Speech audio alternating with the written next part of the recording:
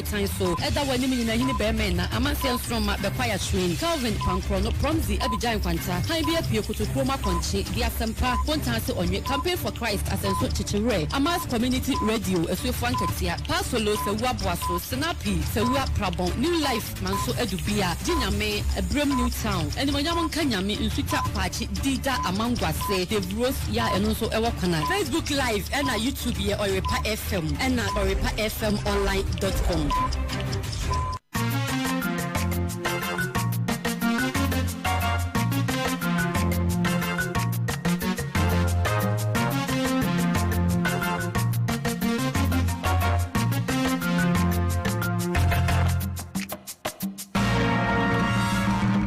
Oyerepa News.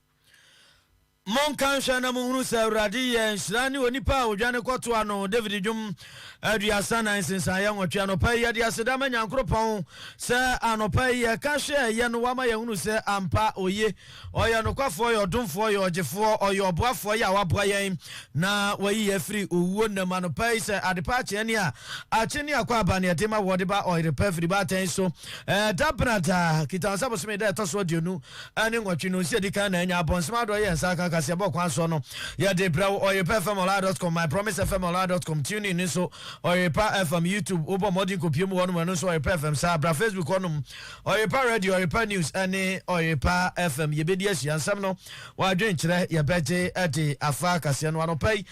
nsam no ba nwuma ko biada roma no aboa na ye de eba bo ba electrical sadaroma GP1 eba mesha ba eba center ane woni akada roma ne atana sa no person konwa na ye ba damo kasi abo kwanso nsam no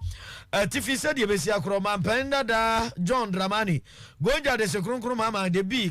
bosu ke na ari ori so for fasun fatopri one waka say JM for 2020 ochirem say moma mpani oti akonwa so na adanko akufu ado atrimode na ahye mase etwum woni anu ye krokra ade mo manga na o ha bebrebe ye odi aba begum so ne so Jaina no pokwa jaman ya se say die wo boa John Dramani mahama ama na 2 franc an wo den sama to jo so wo sra Ghana for edi chotro no ya ye di voters ID card no BNP abonten na o metro ni din ono nyan for Canada akompra ko grenade atubuma Japan asin finfin abaton besia so brase odwani won no kase no ochirim se NPP amanyoko no atitafo ne akasamafo ya kire communicators ya moko monten so na moko kan ya ban no ya free SHS na mo kire se ne ya ban no de kese awaye no wo se mo buosim hu enye no de ne a Ghana mampani na na dodanko akufu adon sama to dwa ni nsama wo ka kire mo ono wan kasa behwe so wodi sika ebeto maame a chese yekun no wo mantifi do mantama mu akua dental foundation ni mu na wo se aprosifo nso ye o mafamu de bia se woni a ehon so bo bebo won no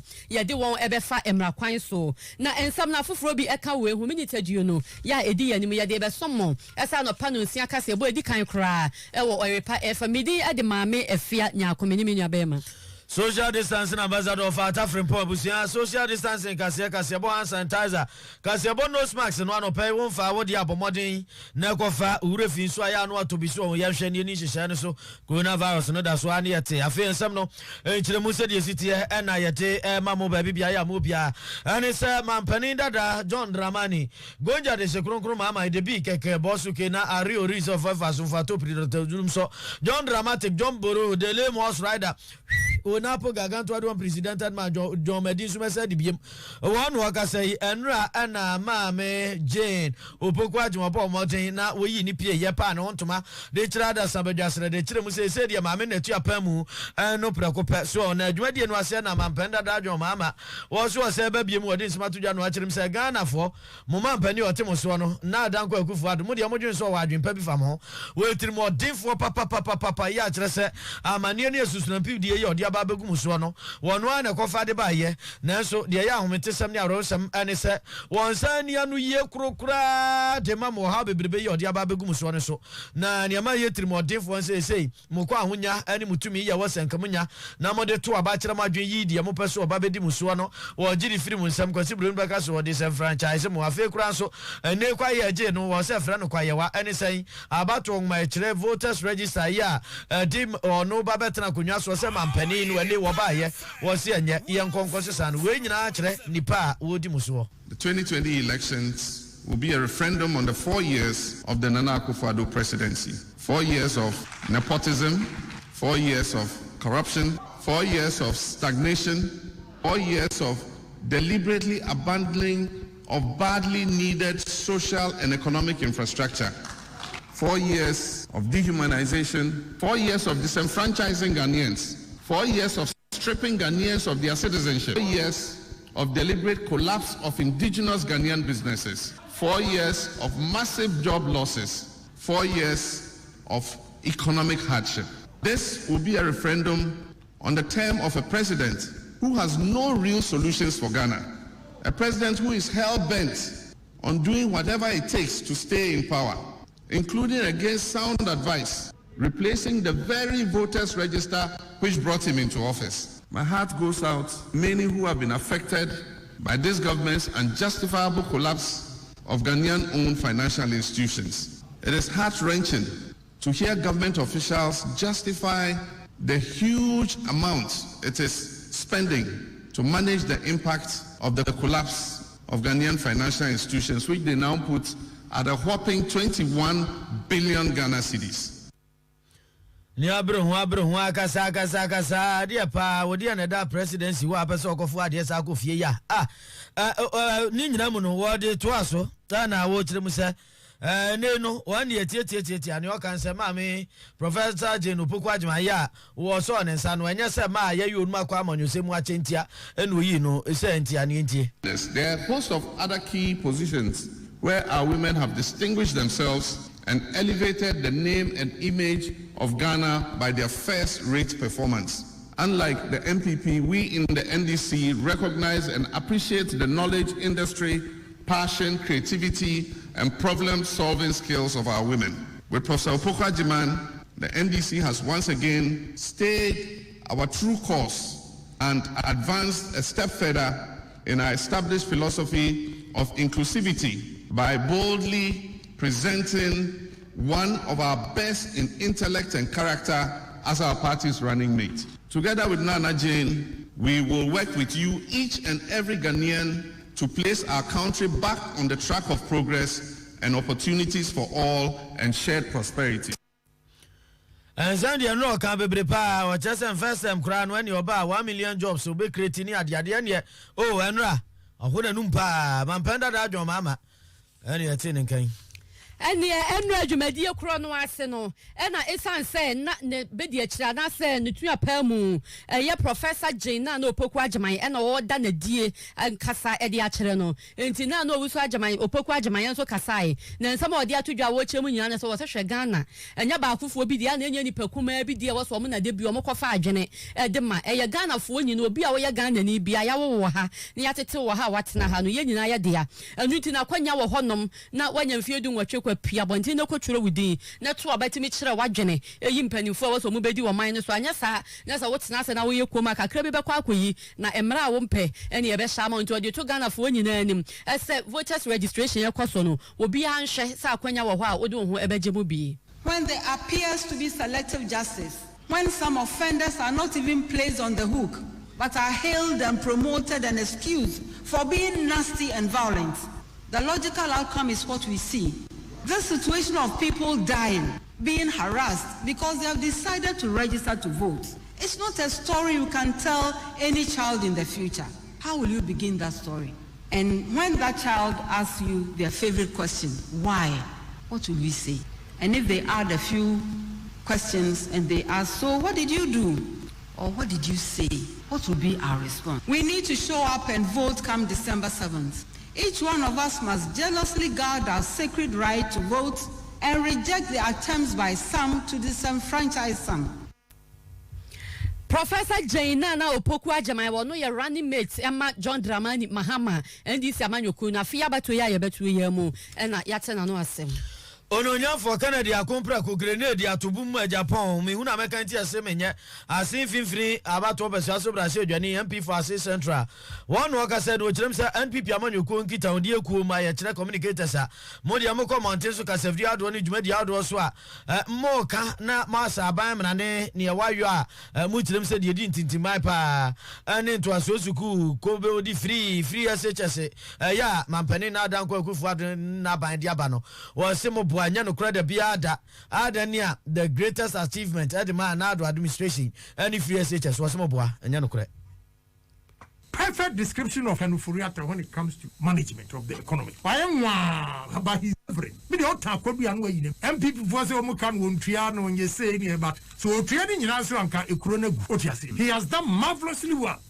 Send timely intervention. A consolidating banks here. Many anka COVID buy. Look at world economies. America first put in 3 trillion to put another trillion because Oman Timia handle COVID. Europe put in 750 billion. Country be a Chesikagum. But Ghana, the prudent management of Kenufuriata, we have been able to manage the COVID.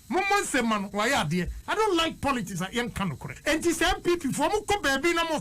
the greatest achievement of a Kufuado is not free SHS. Not. It is the consolidation of the bank. Now let me tell you, you have 4.6 million depositors. I have several accounts. Therefore, if you say a deposit account, so physically, let's track it down to say 2.3 million people who have lost their monies, one, they are the breadwinners. After Enqualano, Anya free SHS,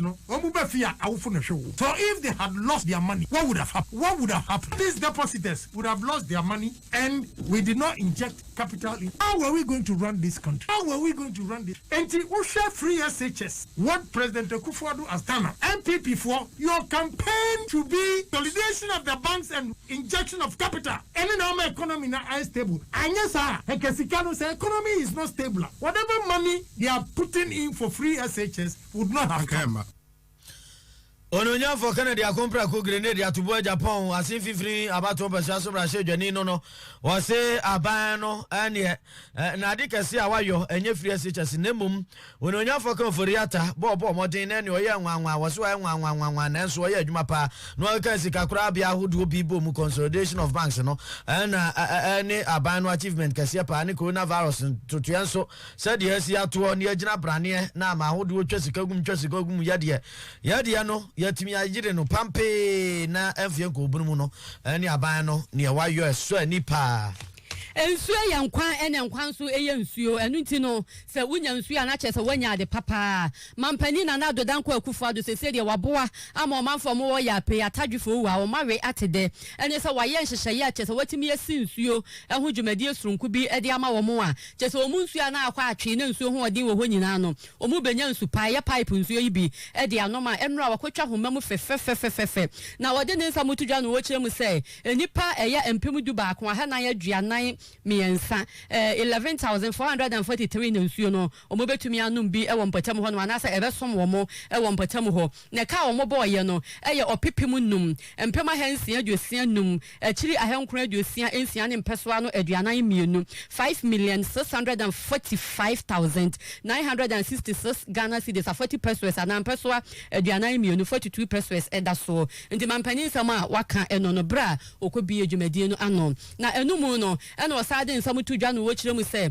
maame abrewa ya yedi na wuo ewo mentifido mantam akua dente se woye bayifo no omate foundation bi e de ama na empanimfo de sika betum abekro no anso no omobeboa no makon atia saa ne bone no ya omoyeti amrewa ewo honom no na mampani se emra e de woni edi saa bonefo sem we nyina no ebeto ba bi amrada. Appropriate contribution also to the Akua Dente Foundation to express my own revulsion at the awful tragic act that has occurred in this region. It is vital, as the regional minister said, that it should not happen again, and we should all work together to ensure that never again do such acts disfigure the face of our nation. I hope that the quick response of the police will lead to the rapid administration of justice in this unfortunate matter.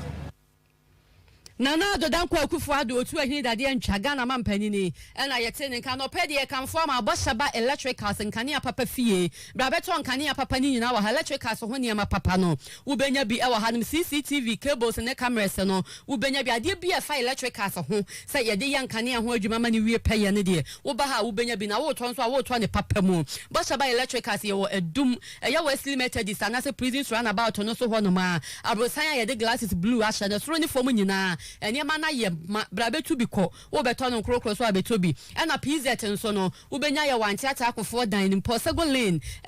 Sambra Hotel enhwe ani mu ho free 0541 125339 0541 125339 Betel GPC Heba Mr. Du papa mantam esna dikamfo tu sisi yare ase sanso na nam nsa yare ahodro nyina prostate mu wo hawo bia wo no ma ebeyi afiri ho ama tituru pa esa akwala ba ma wanya mfie dumienu kɔ no so wonum bidi ane no wato wadi wonhia prostate mu wo hawo bia ewo na brabo mo ba wonum bi so ama wo ye de no wa ye hwam ewo mpam yi pampan efiri ho no kodra store na ewo wimfikyire no na bi sa Betel GPC Heba Mr. Chira kwan wo benya bi ato wo pedodo atu akokanji ewo mrom ana sefre 0244 939193 0244 939193 say yare bi nso abesoe wo so titiru pa ese obi anadwe mu ka no etwere yare no dwe yare stroke ana say yamkuro yare ene nam nsa yare ye Ban Herbal Center ewo atonso agogo hospital na chi ho no ma ena Ban Herbal Center wo kɔ no mo mo no muntu yare asema efe wo mo dress ekuro ena nkuda nso wo no mo mutimi hwe ema ne kɔ omo wo bia omo gya yare foto ma ne mema nyentu frɛ kyerɛ ma ne Hawaii kɔ no mo nhwɛ na obetumi ade wo ho asa agina brane bio yɛse ama me ne wanse ne free yare ma yare nka wo nhwɛ dem kɔ Ban Herbal Center no mo mfa mfidi papa ne nyo ni padua mu nhwehwɛmu entu yare ase emma wo frɛ mo wo 0244 083482 0244 083482 ɛyɛ Ban Herbal Center. Afe NPP sungogoro kwa manyoko no nanu wonu nyimu aba ya primary se nchewum de tata so a kuku dam bebre atikwa papa ye ne ade ya tubinum ne yi no lawyer Edward se kofi wono so na ni bre pa kuku ginam kumawu abato mbasua so asantemantamu ya na antentam